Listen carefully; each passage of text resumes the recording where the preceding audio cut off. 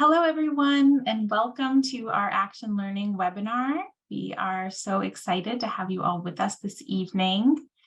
Thank you for joining us, and we're looking forward to a really wonderful 45 minutes together. I am joined by a couple of colleagues tonight. So my name is Maren Axe. I'm the Assistant Director for Curriculum Management and Advising, and I'm joined by my colleagues Amber and Tom. Amber, do you want to say hi? Hello, everyone. Good evening. Thank you so much for joining us. As Maren said, I'm Amber Ackerman. I'm the Senior Associate Director, and I manage the operations, and I'm one of the program advisors. And Tom? Hi, everyone. I'm Tom Little. I'm a marketing assistant with the team. I mostly run our social media. I help with blogs and website maintenance as well. I'm here mostly for technical aspects tonight, but I'm glad to see all of you here. All right. Thanks, both of you. So a couple of logistics about tonight. Tom, if you can advance the slide. Well, a couple of logistics about tonight before we jump into Mens et Manus, which is mind in hand. One is that if you use the Q&A function, you can submit your questions there via typing, and Amber and I will work to answer them. Tom will help as well. And then we will have our wonderful panelists, who I'll introduce shortly, will be available for all of your questions. Before we jump in with our panelists, I wanted to quickly talk through a few of the things about action learning here at MIT. So Mens et Manus is our motto. It means mind and hand, the kind of combination of the analysis with the action, taking the theories that you're learning in the classroom and really applying them immediately in your day-to-day work. You can advance the slide, Tom. Some of the objectives of action learning. We would like you to be learning in a complex real-world environment. That means that everything that you're learning, you are doing. You are collectively or collaborating effectively in teams. This means that you're working with your colleagues at work and also with your classmates on different projects. So you're working in different kinds of teams that are both your colleagues and your classmates. You are learning to lead, working on these kind of complex problems, both at work and in the classroom. You are learning about different ways of leadership, different styles, different tactics that you can use in growing as a leader. You are structuring and solving problems, developing project management skills. So the problems that you are working through in any action learning problem specifically, we'll talk a little bit about Organizations Lab, where you take a complex multi-stakeholder problem from your organization and apply theory to it in order to create a systemic solvable solution. You will be kind of using those management skills that you've learned in the classroom on those thorny problems. And then you'll be reflecting for personal and professional growth. So taking kind of all of those experiences together, all of that manus per se, and kind of really digging into your own professional growth as a senior leader. So action learning kind of has these three parts, and then a fourth very important part of repeat. So first you thinking about what the problem is, what are all the stakeholders, what is the issue that I'm trying to solve, what are the causes of that. Then you want to act, try something out, see what works, how do you think that you can solve the problem. Then you take a second and reflect, what worked about that solution, what didn't work, what do I need to adjust for my next iteration. And then you want to repeat it. And you kind of keep iterating through the cycle until you have reached a point where you have a systemic solution in place. So when you start in the EMBA, you will take a class called Organizations Lab, or Olab. Olab is where you are working over six months on a problem at your organization that you are trying to solve. So the example that you see before you is a true example from a class, from a student. an EMBA student that completed the course. There are 5 parts to we call this the A3. There are 5 parts to it. There's the problem statement, where you are clearly defining what the issue is that you're hoping to solve. There's background. So what is contributing to this problem statement? What is the context that you need to know in order to better understand where you're coming from? There's the root cause. Why does this problem exist? And then there's the target design. What am I going to try first to solve this problem? And then there's the build and execute. So the target design is the act, or maybe the action part, and then the build and execute is the think, reflect, repeat again. All right. That's just a little bit about action learning. I'm more excited to get to introduce our wonderful panel here tonight. We have Joseph, Rami, and Anne, who are all graduates of our EMBA program. We're really excited to have all 3 of you here tonight. Thank you so much. So I would love to have all of you just start off by introducing yourself and maybe saying what your favorite part about the EMBA program was, and then we'll dive right in and have each of you describe your Olab projects. So Joseph, why don't we start with you? Hi, everyone. My name is Joseph De Vera. I'm the Associate Chief Nursing Officer for University of Washington Medicine, Harborview Medical Center. It's the only level 1 trauma center in 4 states, namely Washington, Alaska, Montana, and Idaho.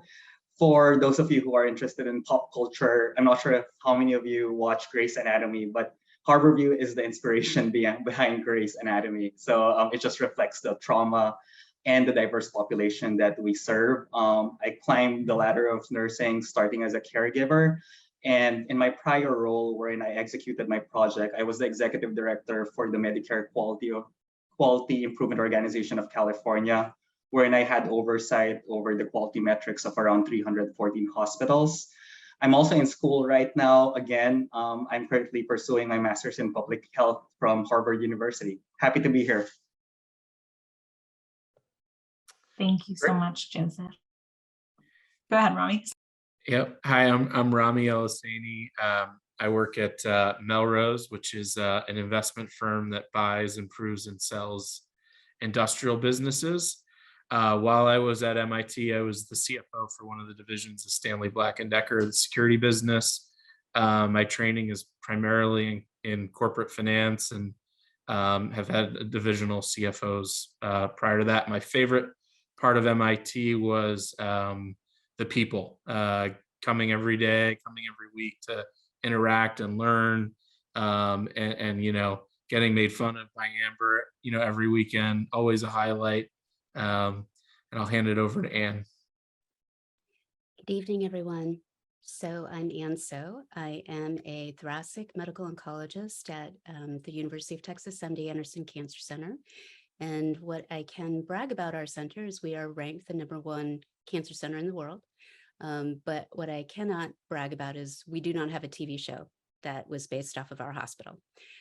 So we are in a very serious business of serving 150,000 cancer patients each year.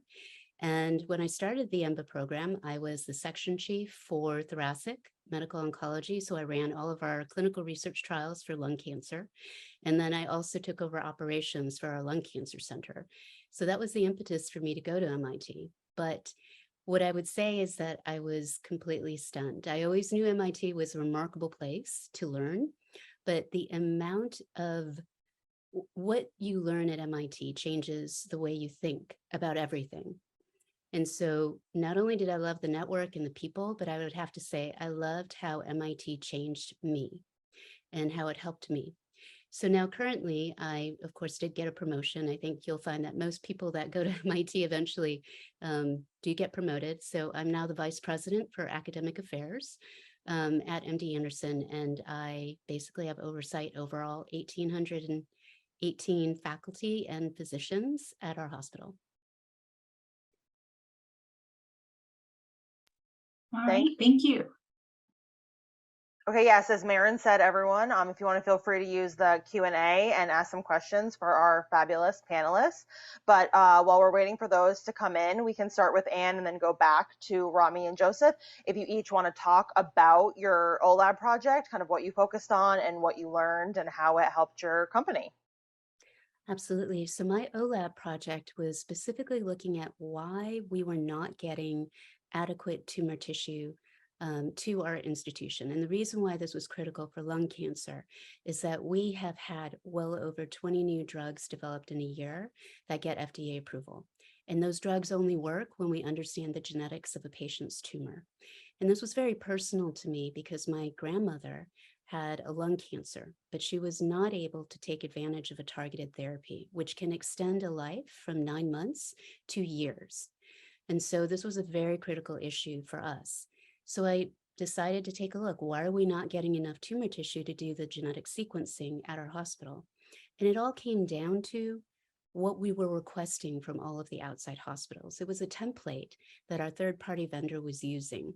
And so by fixing that little template, we were able to request the appropriate amount of tissue and expedite treatment for our patients. And so that's what I mostly focused on. Wonderful, thank you. Rami? Sure. So my project so at the time I was the CFO for Stanley Security, which installs and maintains, monitors security systems. So think about the access control or video that you may have in an office building or hospital. And it centered around false alarms. So people that left the door open, or there was, a flag, an error, and it wasn't an error or a loss of life or property type issue that comes into this monitoring center.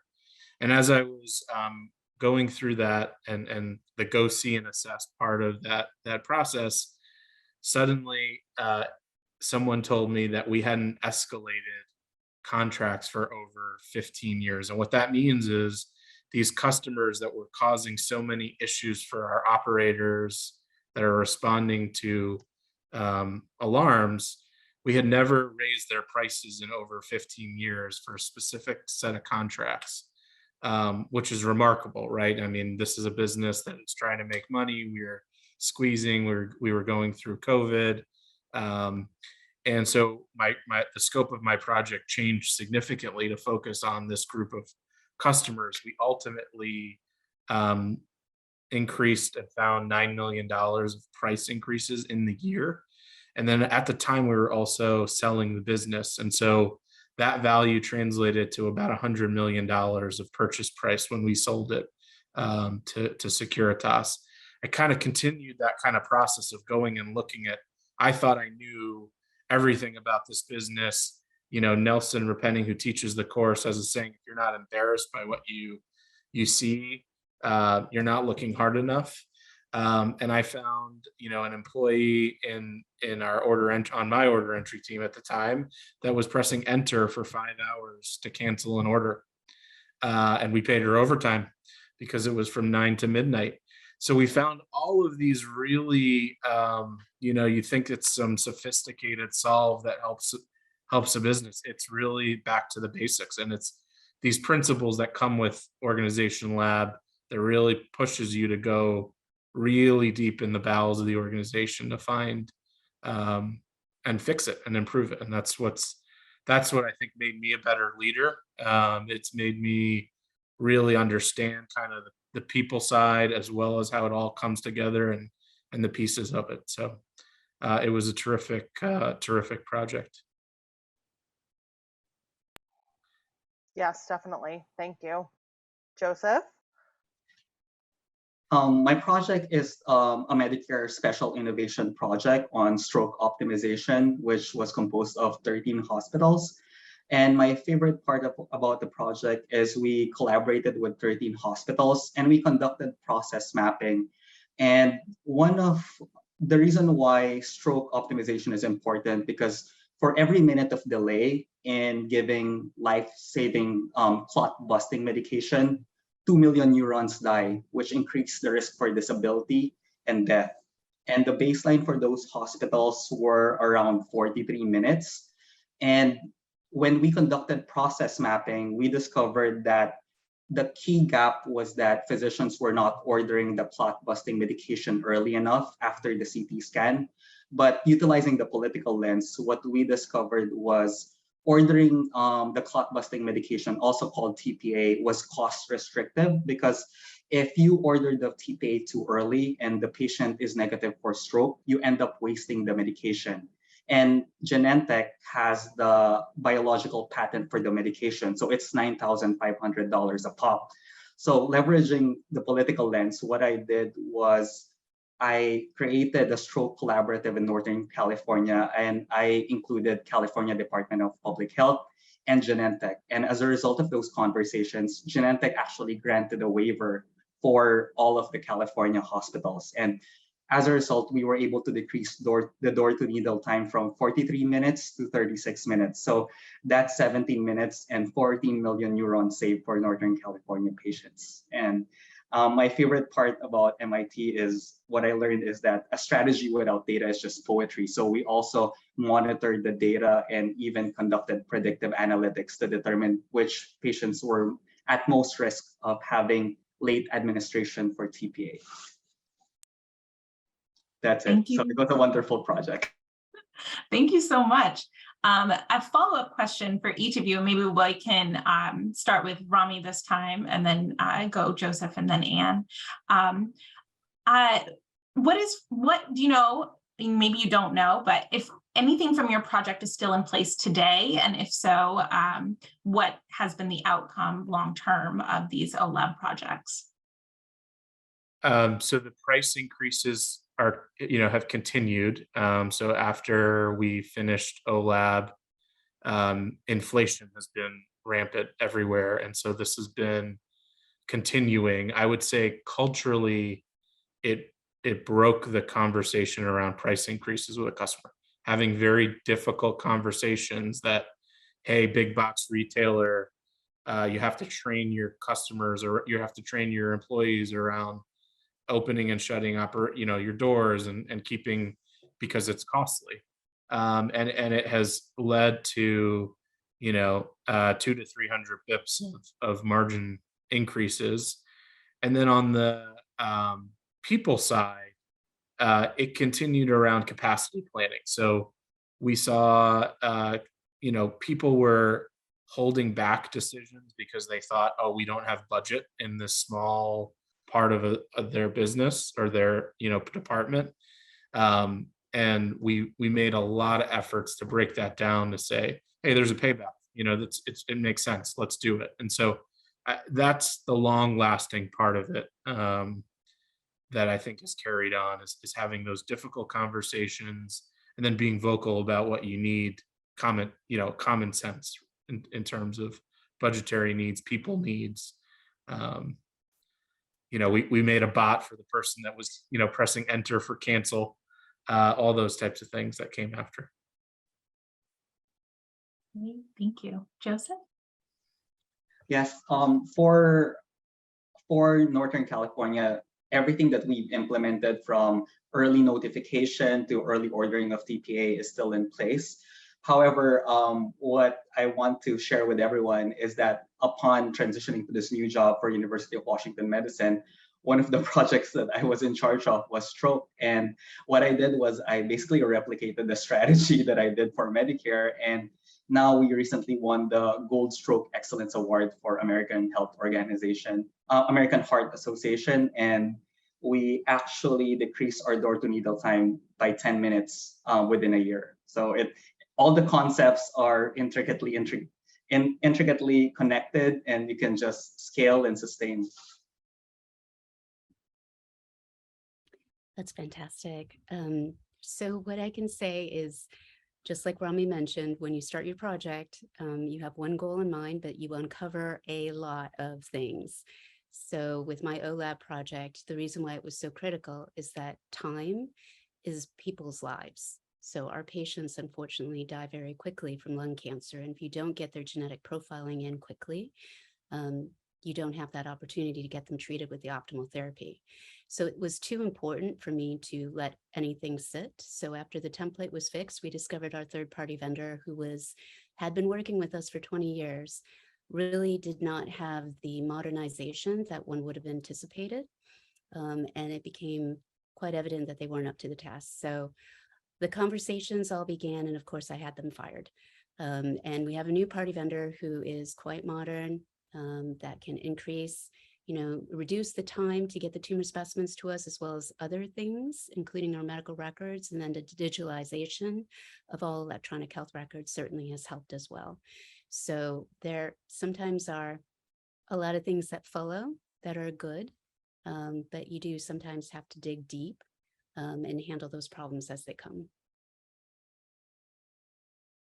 Yes, definitely. Michael has a great question in the chat. And so, Anne, just since you were talking about kind of switching vendors and firing people, if you will, he's curious if you would mind sharing your experience or recommendations in getting your employer's buy-in or support for opening up your organization and the details to this Olab project. Mm-hmm. Yes, absolutely. Well, at my hospital, we do value personal development, especially among our faculty leaders, both basic science research, as well as our clinicians and our clinical investigators. And so for me, it was never an issue to convince anyone that going back to school was a good thing. So from that aspect, it was fine. The problem comes in where you need to ask your employer to give you that time, because you do need to travel. You do need time also to think, to read, to do your homework. And so during that period of time, I was fortunate enough to have a lot of faculty that chipped in to help me.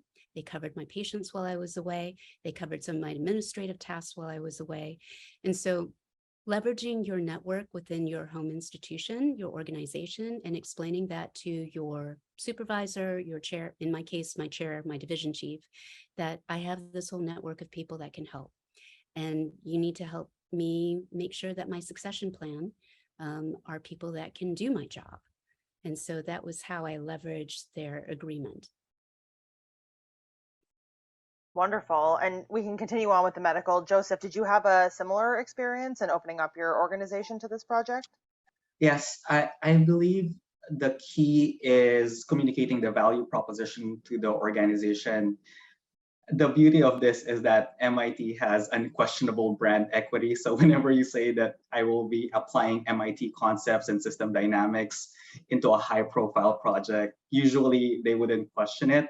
However, you need to ensure that the disruption to your work is minimal because all eyes are on you. And one of the techniques that I discovered was it was very prudent to actually do a lot of my assignments during my flight home. It's 6 hours. I was flying from Boston to California. So just ensure that you have, as Anne alluded to leverage your network in the company to ensure that you are covered in the time that you are in Boston, and make sure that if anything else, the expectation would even be higher on your performance as a consequence of you being in MIT. Thank you so much. Rami, coming from security and that type of background, how did your company take the project and the research? I spent a lot of time facilitating kind of problem statements with different people. I really, I remember this vividly because we were all over Zoom, but I saw Anne's presentation from the year before. And I said, wow, I've got to really step up my game. And so I spent a lot of time thinking about the problem statement, facilitating it with different stakeholders. And I also, picking a project that's like within your own domain is or your own little department is convenient, easy. I would recommend kind of branching out across different functions, because it allows other folks that maybe seeing you out every week or every couple of weeks know the value of it. I viewed this project as a payback to the organization that helped me from a time standpoint, and I really was deliberate about that. And that's how I would think about it. The politics of what project you pick kind of gets covered in the class, but that's sort of how I would approach it. And Thank you, all of you. We have some really great questions coming in the chat. And I really like this one from Margaret. She's asking, at what point during your EMBA experience did you start seeing a transformation in your business mindset or your leadership style at work? So I think anyone can jump in and answer this. I'm also curious to know what your pivotal moments were in the program.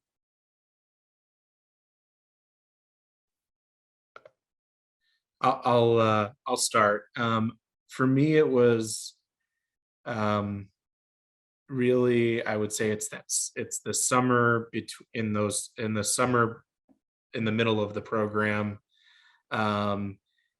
System dynamics, I would say, was one of those sort of crucible moments in the MIT life curriculum wise.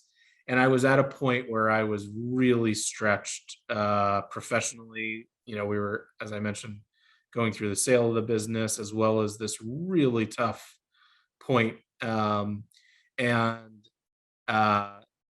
was, had a crisis of confidence, really, like, what am I doing? How is this all going to come together? And I think that was sort of a turning point that built a level of confidence in myself that came out of that, I think, and in the way I approached problems. So as you sort of come out of this summer and you're sort of navigating that analysis to action, point, you're left with a humble confidence about how you approach things, how you manage things, how you think about and coach people. That's probably how I, looking back on it, that was this technical track of system dynamics moment. Anne or Rami, Anne or Joseph, anything to add? I have to say, it happened a lot sooner for me. I was in one of our first courses, which teaches you how you actually look at a problem from the three lenses, right? Structural, political, and cultural. And it seems like such a simple concept, but MIT gives you the tools to approach any issue, any change management. And so for me, I immediately started making changes in my, work environment because I knew that things could always be better, but I just never had the tools to know how to do that. So I would say within a month and a half, you start having these, tools and the mindset that you can make change happen.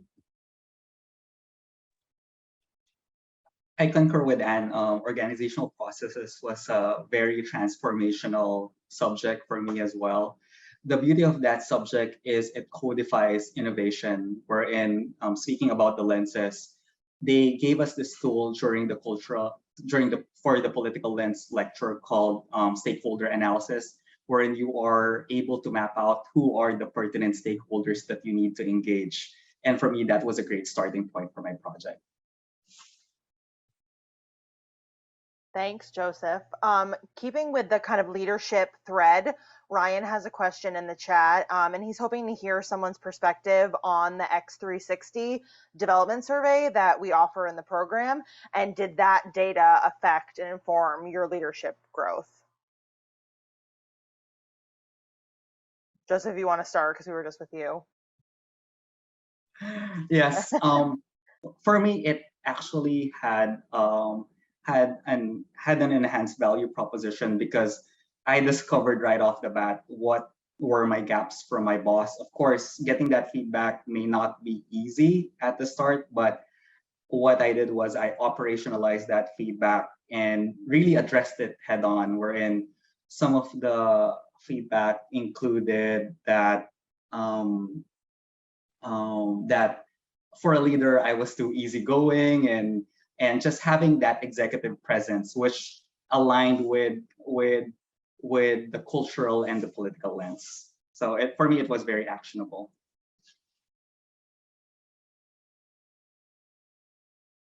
Rami or Anne, anything to add from your X360 results? Yeah, I think it's really important to choose the people that do your survey well. You want people that will give you honest feedback. So don't pick just your friends, even if your boss is your friend. You really do want to engage to have meaningful feedback. You really want to engage the people that will not only be honest, but will give you criticisms, because that's how you grow, is when you have a good assessment of what your gap is. Yeah, similar. It uncovered some style traits that, as it was expressed or perceived for certain groups, particularly working internationally, like for certain groups in Europe, I focused a lot with my coach on adjusting my style based on the situation I was in, based on the topic, interacting with different functions, and it laid the groundwork to understand sort of the leader I wanted to become very early in the program. That as I picked, as you did the action learning projects, it really incorporated that feedback as you in terms of how to lead. Thank you, all of you.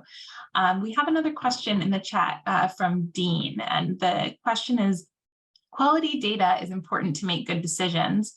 How did MIT prepare you to make decisions when limited data is available? Maybe Anne, we'll start with you for this one. Well, I think the pandemic was a perfect example of that, right? So leading in the dark was, the most common experience that most people had during that time. So you have to rely on the tools, and you have to rely on change management, and you have to know that you make the best decisions, and that the decision today may need to change because the conditions change. And so you just have to be as transparent and open, which is something that MIT talks about in establishing your relationship with the people in your organization. There's no one better than you to lead them. And so you have to remember that and make your decisions on the tools that you have and the information you have at the time, but be ready to pivot when you need to. Yeah, thank you. Joseph or Rami, anything to add? I thought Anne said it very well. I'd add maybe the way you scope a problem and scoping it down to yield data. And the other is understanding optionality and the decision tree. So, if you take one decision, what does that open from multiple decisions? How does it cascade? How are they mutually exclusive? Those are ways to work with limited data or changing conditions. Yes, and one I concur in great feedback from Anne and Rami. One of the subjects that I think would be very helpful is DMD, data models and decisions. So for example, for my project, what I discovered was when I conducted a power analysis, which was taught in DMD, I discovered that in order to really improve the key metric, which is door to needle time, and that data is readily available because hospitals are mandated to collect that, was that I really, out of the 14 hospitals, I actually just needed to focus on 5. So just having those key insights wherein you don't have to boil the ocean. Sometimes by utilizing the tools such as power analysis, you can really zone in on where the key opportunities are. A great example from DMD, and that can tie into one of the questions we have from Chris. And so Joseph, we will start with you. You mentioned DMG and Georgia Paracas. Did you have any other classes and faculty that stood out in your time here? Oh wow, too many to mention. One class that I really like was, I think it's an elective, disciplined entrepreneurship. Although I'm not in entrepreneurship, however, a lot of the concepts are very universal in nature. We're in getting a beachhead market, trying to trying how to sell your idea. So a lot of the concepts are very universal in nature. So I really implore everyone to attend that class because it's very life-changing. Rami, would you like to give any input on classes? Sure. I treated the whole curriculum as a playground to apply different tools. So, scenario planning, for example, was another elective. We created an imagined future for what the business could look like, and presented it to the board. Marketing, I was finally able to, really challenge the budget and how to think about the return and really on branding, for example. Competitive strategy was terrific in terms of how the business is positioned and how to think about return and where are you on the frontier of competitiveness. So I think of the curriculum as how it all builds together and how sort of some advice is to find the right role to take to match with the curriculum, because it can be such a reinforcement of the tools you learn and how much value you can create, and it's incredibly energizing. And what would you say? Well, I think, I agree with everything that was mentioned before. I tended to really enjoy the data analytics courses with Bert Simmons. But I tend to also love the action learning programs. So Olab, Global Labs. And in the end, you get to help a nonprofit and you get to do a process improvement project for them. Like, these were all extraordinary experiences that you can gain confidence in all the tools that you learned in the didactic courses. You actually apply it to help an organization. And so for me, those were maybe my most favorite moments, is when I was able to see that I made an impact. Way to bring it back on theme, and with the mentioning action learning classes. Of course, all of those classes are wonderful examples, so thank you all for sharing. We have a question here from JP.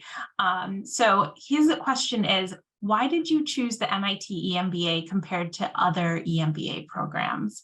I think this is a great question and would love all of you to answer it. So maybe we'll start with Rami this time. I chose the MIT program because of the seniority of the cohort. So if you compare the experience, the broad-based experience versus others, the emphasis on action learning, certainly, and the innovative thread that runs through MIT and the program.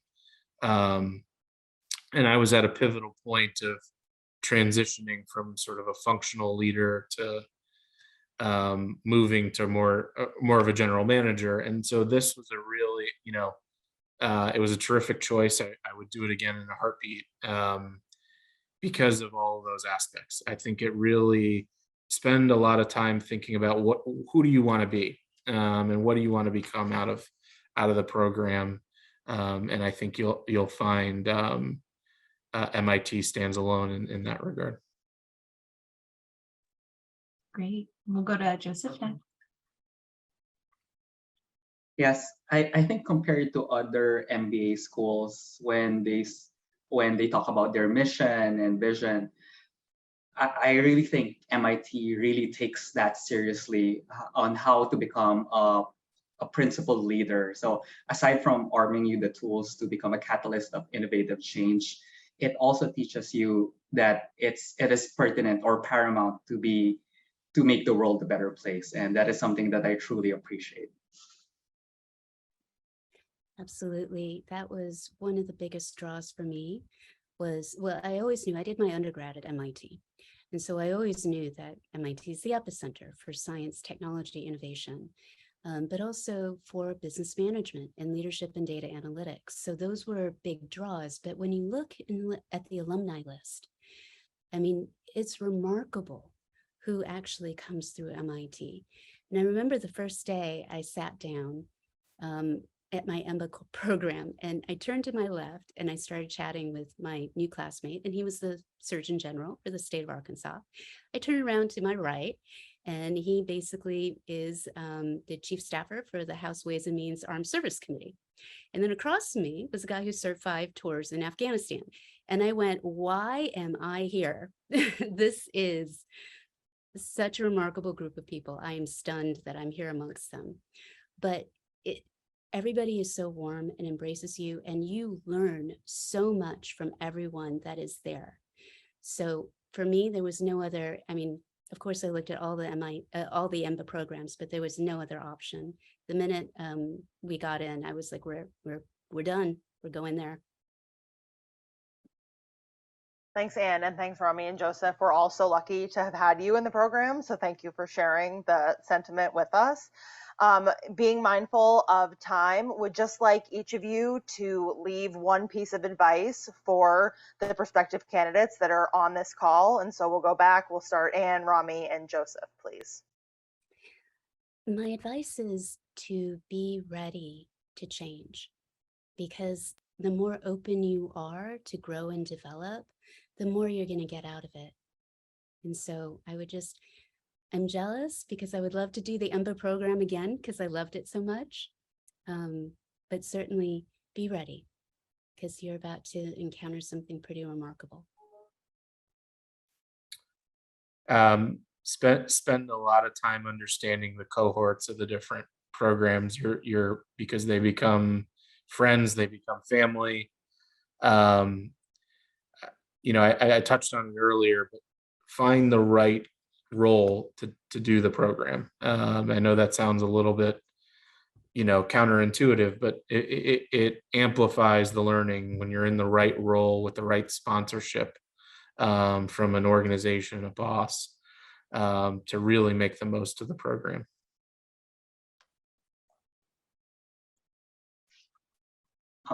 I'd like to, first of all, I truly agree with Anne and Rami. And just to echo what Rami said, aside from maximizing your learning, make sure to not forget to make friends during the program, because you will meet the most amazing people in that room. And in fact, when I was thinking about moving to Seattle from California, when I was recruited by University of Washington Medicine, I realized that 4 of my classmates were here, and in fact, we're actually going to hang out tomorrow for a dinner because it's one of our classmates' birthdays. So these are lifelong friendships, and please don't take that for granted. Thank you all again so much for your thoughts and taking the questions from everyone on the call. Tom, are we ready to wrap this up? Okay, so our application is now open. So we're having the 5 deadlines this year, 5 rounds. And so you can see the dates on the screen. So don't wait, apply today. And we have some upcoming MIT EMBA events, both virtual and in person. We're going to be in New York next week. And then myself and one of our colleagues will be in Denver and Minneapolis. And you'll join Marin in Tampa and Atlanta. Rami will be there in Atlanta as well. So we look forward to seeing you online or in person if you're in the area. And so in closing, thank you for all of your lovely questions. And I would just like to close by saying, if you want to challenge yourself and to challenge convention, if you want to broaden your perspective as well as your network, and if you want to have an impact on your company, your industry, and the world, we look forward to hearing from you. Thank you everyone again so much for joining us. Have a great night.